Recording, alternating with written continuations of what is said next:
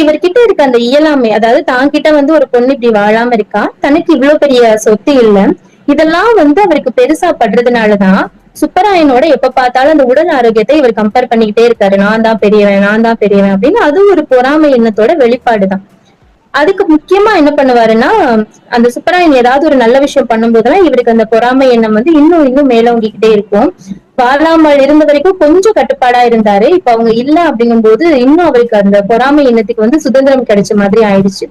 கேக்குறா, அப்பா இவ்வளவு பெரிய பாத்திரத்தை எப்படி நீங்க தள்ளினீங்க அப்படின்னு கேட்கும்போது அவளுக்கு புரிஞ்சிருது, அப்பா என்ன மனநிலையில அதை தள்ளியிருப்பாரு, என்ன என்ன மாதிரியான ஒரு உணர்வு அவரை தள்ள வச்சிருக்கோம் அப்படின்னு புரிஞ்சதும் அவ ஒரு பார்வை பாக்குறா. அந்த பார்வையில முட்கள் இருந்த மாதிரி இருந்திருக்கு. அவரால் தன்னுடைய மகளோட பார்வை பார்க்க முடியல. ஏன்னா அவருக்கு குற்ற உணர்ச்சி. வேகமா என்ன பண்றாருன்னா, எங்க போயிட்டான் அந்த சமையல்காரன், மூடி கூட வைக்காம அப்படின்னு அந்த கூடத்தை விட்டு அவனை தேடி போற மாதிரி வெளியில போறாரு.